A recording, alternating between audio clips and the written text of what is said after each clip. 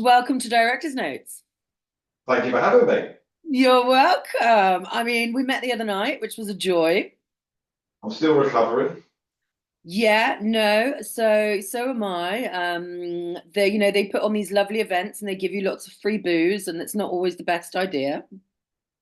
It's not. One of my eyes isn't working very well since. I don't quite know what happened with my eyes. I take God knows what happened to my eye. But somehow amongst the alcohol, my eye has reacted badly to the alcohol. There you go. What fun. we get? Okay, so before I dig in, I just want you to tell me who you are and what film we're going to be talking about. So my name is Rich Peppiatt, and I'm the writer and director of Kneecap. Kneecap. So we were hanging out the other day, and you were like, I've done loads of these interviews.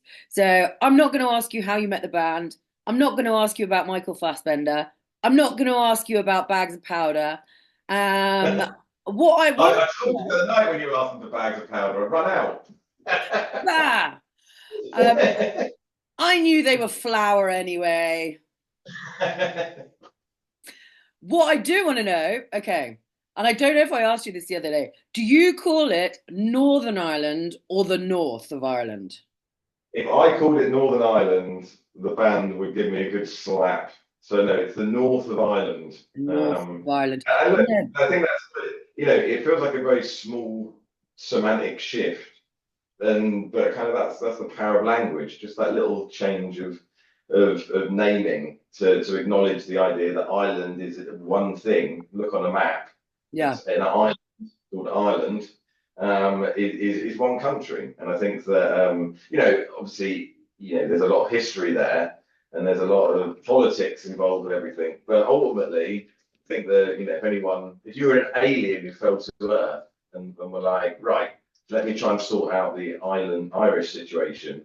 You look at a map and go, oh, that's one island. Why is one little bit of it on the very top owned by another country entirely? It doesn't make any sense. So Yeah. that to me is very I think, and that's not to say that the people who, see themselves as British, who are born there and see themselves as British, haven't got a right to be there. I get that. But, it's the north of Ireland. And one day it will just be Ireland. Yeah.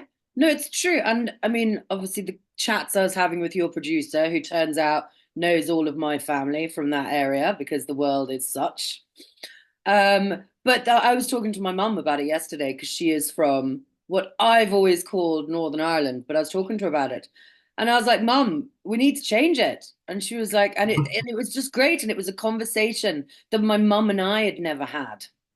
Yeah, yeah. Well, good. I mean, and I hope that a film like Kneecap, one of the cool things about it, I guess, is that it is making people have conversations. And one of the things that I really liked about Kneecap's music was that it was satirical and it was kind of like killing some sacred cows, and talking about issues that are kind of often shrouded in secrecy and silence. And they were prepared to sort of say it out loud. And that was certainly when we decided to make the film. It was like we're going to do the same thing, which is to, really, there isn't, we'll take the piss out of every side, we'll take the piss out of every thing, and without fear or favour, and have some fun with it. Because for me, I think we kind of really connected over the fact that humour is something that, is really important when you're trying to kind of open up a dialogue, because sometimes by crossing over that line of acceptability, it does open up a conversation, Yeah. right? Whether you agree with it, you don't like it, whatever, it does start the conversation, right? And it's a bit a joke can be a Molotov cocktail, just that kind of lights up a situation. Yeah. And it's the accessibility through humor as well.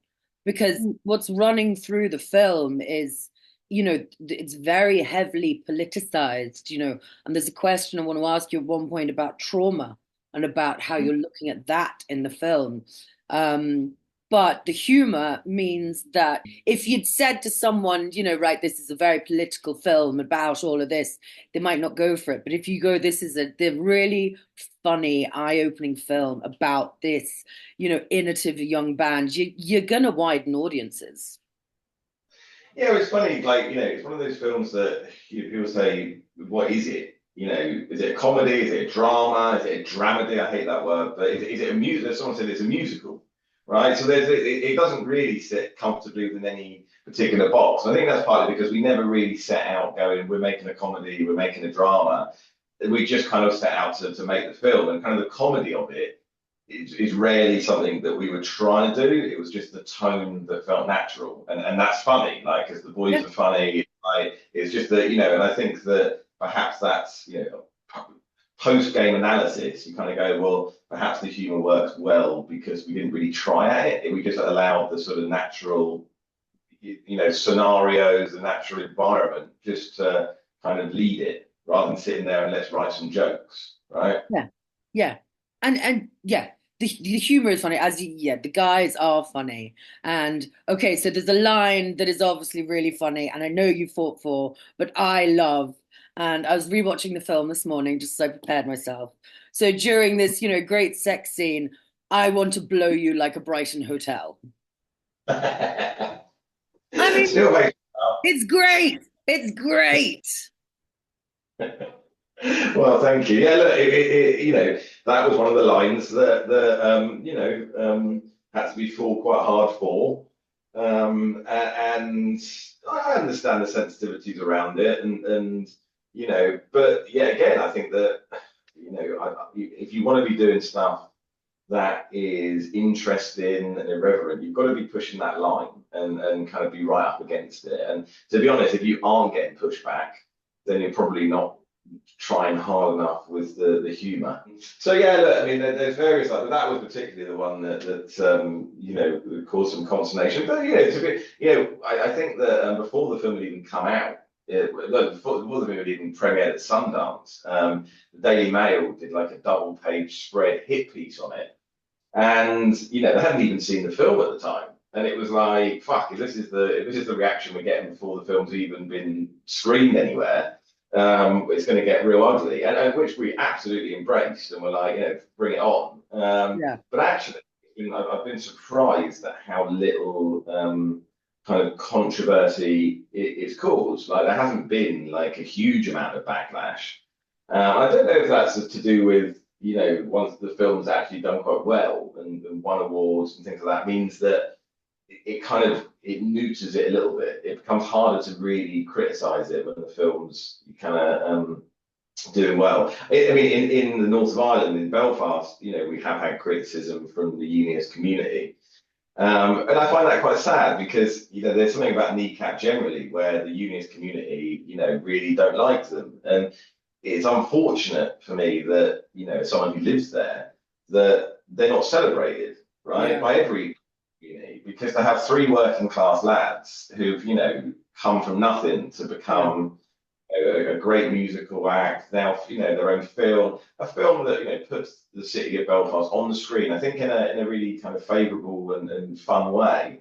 But that should be embraced, right? And the fact that it's still so sectarian divided that it's kind of like because they're from the other side, we don't like them, is unfortunate. And I think that I think unionism in the north of Ireland has some looking at itself to do of why stories like Kneecap aren't coming out of their community, right? It's like why are you not able to tell your story in the same way? You spend so much time criticizing everyone else and being negative, Yeah. right? That it's when in fact making art is always a positive act, right? It's always about creating and saying something, and it seems like a lot of the time that the art is coming from the Catholic community rather than the Protestant community. I don't really know why that is, but but even saying that is a very controversial thing to say, and I kind of feel like in a way because I'm not from there, it makes it easier for me to say it because Yeah. in a way I think that if I'd have been from Belfast, if I'd been either Catholic or Protestant, Unionist, Republican,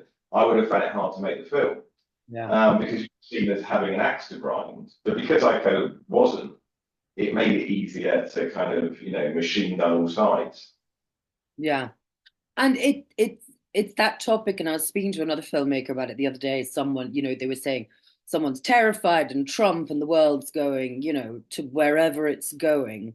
But I think points in history and points in time like that create films and create narratives which people want. So, maybe you're at the vanguard with Kneecap, and now that we are going to see more stories from that point of view, because there must be so many. Yeah, I hope so. Look, I hope that when I think about the films that inspired me, it's like, films like Train Spotting, La Haine, things like that were like revelation the first time I saw them. And it feels like there was maybe that type of filmmaking that was really in your face and punchy like that. Maybe feels like it's not as prevalent as it once was. And I think Kneecap maybe harks back to, that 90s period. It's kind of, it has got kind of a 90s vibe at times. And those are films that inspired me. And if there's young filmmakers out there that see Kneecap and kind of go, yeah, well, I can tell these sort of stories in an irreverent way, then much love to them. Look Yeah. forward to seeing them. Yeah. And for you as a filmmaker, you get to play around with this film. You get to put in a lot of different things. We've got animation, there's lots of different forms, there's camera angles, there's whatever. For you, was that fun? Yeah, like, look, I think that one of the hardest things in film is often tone. It's like working out what the tone of your film is. And I was lucky in that the jumping off point was obviously the band were a real band and they had their music. And Yeah. if that's the starting point, if you have their music and go, well, this is going to feature heavily in the film, it's going to be the film is going to be shaped around these tracks. You know that it's going to be punky, it's going to be fast car, it's going to be madness, anarchy. That tonally is what it is. So from the very first sort of draft of the script, you're writing it in a way where you're going, well, I can jump here, I can jump there. There is no rules because if you're going to go anarchy is your tone, then the rule book's out, and it means that suddenly you can break fourth wall, suddenly you can drop in animated scenes out of nowhere, and that level of freedom is something that there's very few projects that would suit. Do you know what I mean? It wouldn't make sense to Yeah. do a film about Napoleon and suddenly have a claymation scene, right? It's like, but in Kneecap it just worked, and so no, I did enjoy that. I did enjoy the kind of embracing that. But yeah, again, that wasn't without challenges because when people are seeing a script that is that out there in terms of its take, particularly when I'm a filmmaker who's never made a narrative feature before, there are people who want to put the brakes on and play it a bit safer. They go, can you really handle this much? You know what I mean? So you're kind of handbrake turning this way, that way, and it's like it's very easy maybe to come off the road. So I understand why there were voices who were trying to play a much more conservative game. Um, I guess luckily, maybe for the film, that I'm such a belligerent bastard that I, kind of ignored that and just ploughed on. And also because that was what I promised. That was the agreement I had with the band. This is how we're going to do the film. This Yeah. is how they wanted to do the film. It's how I wanted to do the film. And it was about holding your nerve. And I think that that's one of the things with filmmaking. Is that the more voices there are, it's challenging to manage those relationships upwards sometimes with the people that sign the checks to keep your voice. And I think that it's very easy to get lost perhaps amongst a lot of different voices. I mean, there's 11 different funders in Yeah. Kneecap. That, and look, much love to all of them, but it doesn't necessarily mean that they're all talking off the same hymn sheet, right? So it's like, one funder really likes this scene, one funder really fucking hates this scene. Well, Yeah. where's the are you supposed to, the middle going, oh, I'll split the difference? Well, creatively doesn't work either. You can't just go, well, I'll half do something to please both. In the end, you have to pick away. And, so that is a challenge. And I think that, I can imagine that, filmmakers sometimes can maybe get drowned out by trying to please everyone, and your film becomes a bit wishy-washy in the middle. And I'm glad that we managed to kind of avoid that pitfall. Yeah, I think you have, and as in you definitely have. And looking at this award that we're working with in directors' notes and the Douglas Hickocks, the debut directors, they're all bold. They are all their own voices, and they're all UK independent films. And it's really refreshing to see people wanting these, an audience wanting these. Like I'm so bored of Marvel. I never even liked it in the first place, really. You know, it is what it is, and there's some great stories, but now we've got some, we've got new voices, and that's powerful. Well, no, I think that we're having a difficult time with cinema where you have got kind of your Marvel universe and those sort of big franchises which are throwing, chump to the sharks, really. It's like they're brain dead and they're not really, and I think audiences are smarter than that. I think audiences deserve better than they get served up. I think on the other end of things, I would say, I enjoy indie cinema and I enjoy art house cinema, but I do find quite a lot of it is stuff that friends of mine like struggle to engage with. They're not in the industry and they're not into film. They go, nothing fucking happened. It was so slow. And we live in an age where we're so bombarded with content, whether we Yep. like it or not. Majority of people, their attention spans are less and less. And unless you're grabbing people by the bollocks or the fanny, well, not to sound like Donald Trump here, like grab your audience by the pussy. you know, unless you, so it's a bad metaphor, but you get the point, right? I Grab, do, I grab do. someone by the nether regions and go watch this, right? That's kind of I feel like we need to, I think that's what we need to do to try and get, and I think that middle ground where you're maybe trying to say things, in a bold way, but say interesting things, right? Yeah. So I think the audiences are ready for that. I think the audiences, there is a mass audience for stuff that is bold and challenging, and people can digest that and enjoy that. But perhaps there's not a huge amount of that getting made. And that's not necessarily that those films aren't being written, but hopefully maybe the success of films like Kneecap might encourage funders to kind of get behind some of those more irreverent films, which, some of there are some there in this year that have come out, UK independent films. Yeah. Yeah, no, I'm with you. So, all right, one thing that I like to do, and you were talking obviously about the tone of the film is set by the music. My Hmm. favorite scene is when they first get into the garage and they're getting high and they're recording the music and your camera is whizzing around. We're up, we're down, it's bright, and then in the end he's in a bin. Um, you know oh, and then afterwards, and then you've just got the little school like band playing with the little animated things. How much fun was that to film? Well, you know what? That scene itself was one of those that I guess you see a lot of films with drug use that feel very much the same. It's like it was very much a conscious decision with me and Ryan Kernahan, the DOP. But we need to make sure if we're doing drug stuff, it doesn't just feel like that generic kind of, I don't know, it's like a little, you just feel like, oh, I don't know, you suddenly up the frame rate or something like that. You've seen a lot of the same techniques used to kind of mimic the effects of drugs. And so we were little things like, I've never seen the perspective of someone snorting a line from inside their nostril. Right, so that was like an idea, and we didn't have time to do it during the shoot. I mean, it was literally done after the shoot. Managed to convince some of the FX guys to let us come down to their studio, and all that was a Henry Hoover with a probe lens down it, and they'd kind of like stuck some like hairs in Henry Hoover, right? And then turned the Hoover on with the probe lens, and it sucked it up, and it looked perfect. Like, it was absolutely, Yeah. it worked really well. And there was a little bit of digital oration just to up it. But that scene, the scene itself was, well, first of all, that scene was basically the first night I met Kneecap. Like when the first Okay. I pitched them the film was basically that night, which was like, do you want to come back to our house? And then it was like absolute carnage for about 12 hours. And it was kind of a test of whether, I think A, whether I could keep pace with them, and B, whether I was a copper, right? But am I a peeler?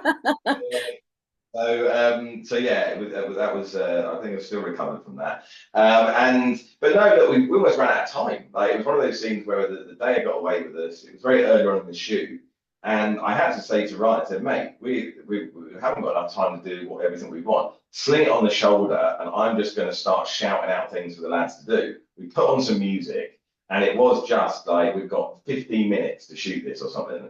Just go ballistic. Just Yeah. go fucking ballistic. And I was just standing there on a chair, just shouting, get on top of him, take your shirt off. Right, now, rub your nipples. Like, like snort a line off his face. Like, it was just absolute bedlam. I mean, the lads must have snorted so much sugar powder. They're all fucking diabetics now. Like, but the worst thing is the fake weed. The smell of the fake weed. Oh, it turns me. It absolutely turns me. And I felt so sorry for them. Keep having to fucking smoke it all day. Oh God. Oh, see, because I love the scene at the beginning, when they're the little altar boys and they come in swinging the weed, and you've got Yeah. it's like the wee old lady who's sat there smiling, like having the best old time. Oh, I'm so I glad you never picked. thought about that. Yeah, that's that. Yeah, it's the fake smell. I'll stick to the real stuff. I'll stick to the enjoying that smell. Um, Um, I touched on this earlier, but this is something I wanted to speak to you about because of the issues and because of where the film sits. Trauma is there. And mm, it's something that you speak about, and I know, and I've read with the boys, people are just being, they go to their doctors and they get pills, and oh, you've had to go through this, and this is what you do, and there's a scene of that, but you deal with it in a brilliant way. How much consideration did you have to put into that conversation? I think it's a scene that is important for the film, is to kind of set that, the North of Ireland has a problem with um, prescription drugs, with suicide. The rates are extraordinarily high for suicide of young people, and that whole idea of intergenerational trauma is something that isn't spoken about a huge amount. And yes, it's something that obviously is there in Belfast. But I think the important thing about talking about it is this: is that sometimes it's said that the generation now, which Kneecap are from, have no right to talk about the Troubles because they didn't live through it. What the fuck do you know about the Troubles, right? You didn't live through it. No one ever bombed you, right? And hey, Yeah. how dare you take that? But what we wanted to make the point is that no, they may not have lived through it, but the trauma of that still exists and has shaped who they are and their existence. Yeah. And it's not just in the North of Ireland. If you look around the world and conflicts that are happening now, that have happened in the last 10, 15, 20 years, whatever conflict it is, it's often forgotten that when that conflict ends, the trauma doesn't end, Mm. right? And that trauma passes down from generation to generation, and obviously nowhere more is that seen than the genocide that's happened in Gaza. Yeah. Yeah, no, and it's an important conversation. And no, trauma doesn't just end with the generation who experienced it. That's insane if anyone thinks that. Um, your crew, you wanted an Irish speaking crew. Yeah, I mean, look, it was important to us that the Irish language wasn't just an affectation. Do you know what I mean? It wasn't kind of like, oh, let's do it because it's a quirk. It was Yeah, like, commitment to the Irish language as a thing. I think it's important. It wasn't just on the screen, it was behind the camera too. And so where possible, we tried to get an Irish language course. I mean, to be fair, I spent 2 years doing Irish lessons. I got my qualification and my bronze fonier, as it's called. And my whole plan was to shoot the film like speaking Irish, right? And just try, but day one, right? When the madness, the chaos, and suddenly you're like, oh, my brain's about to fucking, like, I cannot do this in a second language. Like, I'm gonna think I'm getting a light moved. In fact, I've just ordered an elephant. Like I haven't got the head. No, it just went out the window. So yeah, there was quite a few of the crew are Irish speakers, and where possible that was embraced. But yeah, I mean, it was an important thing that the commitment to the language, existed off the screen too. was it hard to find people who you knew you wanted to work with as a filmmaker who were Irish speaking? Because the community's it's small. Yeah, I mean, it was a bit of a challenge, but I think the crews in the North of Ireland and the South were some of the best crews I've ever worked with. You know, I really, really love working there, and in a way, it was there's a kind of a freshness, I guess, to working in Ireland that perhaps a little bit. I think that any really established film industry, say like in London, there's a cynicism a little that kind of creeps in where everyone's been there and done that, and it's kind of a little bit fatigued. Yeah. And certainly you go somewhere where that feels like it's kind of having a great moment. Ireland's having a great moment as a cinematic place, be that in terms of talent in front, behind camera, locations, whatever. And so you just feel that momentum, right? You feel that kind of like people are there thinking we can do the best possible work that can compete on a global stage, and we're keen and excited to do it. And yeah, I think that sort of energy just really helped with the shoot, and people really did give a huge amount. And I think about there was we didn't have time, for example, in the shoot itself in the end to finish off the phone box scenes. Okay. Um, so I managed to got the lighting team and everyone back down off their own time on a Friday night. They came down and they did it, right? Like after the 2 weeks after the shoot, they came back off their own volition and just did it, right? Because they genuinely wanted to see the film done to the best of the ability. And because I was just like, look, I need this shot, lads. Like, is there any way of just making it happen? And I have a huge amount of love, huge amount of gra, as we'd say in Irish, for everyone who was involved in the film and the level of commitment they showed. Because it is the director who often gets all the glory in these things, but film is a uniquely collaborative medium, and it does not happen without 100+ people turning up every day Yeah. for not that level of recognition and putting in their best effort to produce their best work in whatever little part of the film they're doing. And I was very blessed to have a great crew. Yeah. And that's reflected in your nominations. You're up for 14 different categories. So that's not just best director. That is so many other elements that people have recognized and have pulled out. Well, I'm massively chuffed for everyone that's being recognised for that. It means a huge amount to me. Yeah. So, all right, my final question for you, and this better be a good answer. What has your best screening been and why? Best screening. Oh, that's a difficult one. I would say it was Karlov Vary. I just come out of Glastonbury. I've been at Glastonbury for the weekend where the film was showing, and had to fly directly from there to Eastern Europe, and I was dreading it. I was on my own, and I was absolutely hanged. After 4 days of on it, and I turned up, and it was for Wednesday midday or something. The screening was, and it was this grand old theatre, 2,000 people, rammed to the rafters, not a fucking seat free in the house, and just a hugely engaged crowd. And it was just a really emotional moment. It may have been my emotions were somewhat all over the place anyway, but it was hugely emotional just to find yourself in Eastern Europe on a Wednesday Yeah. midday and get a standing ovation from 2,000 people in a grand old theatre was very, very special. It was very special, and yeah, the photo I've got of that I will cherish. Yeah, I love that. I was speaking to another director the other day, and he had sort of like an 11 a.m. Q&A in Spain because his film had been playing, to some school children. And he was like, "Oh, I don't know what to expect," and he was like, "I just heard like this 700, cinema erupt, and these children just react," and he was like, "It was the most sort of unbelievable experience," and I just think that must be so special because you can show it in your home turf, you can show it in festivals where it's going to hit, but the places that you don't think it's going to hit.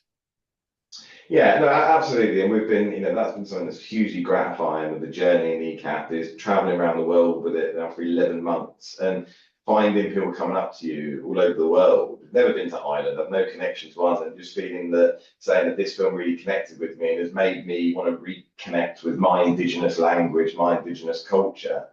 And I guess, it wasn't, to have made a piece of art that is having any impact upon people in that way is something that, I guess is the whole point of it, really. And if, it's kind of to achieve that, it's very gratifying. Yeah, certainly.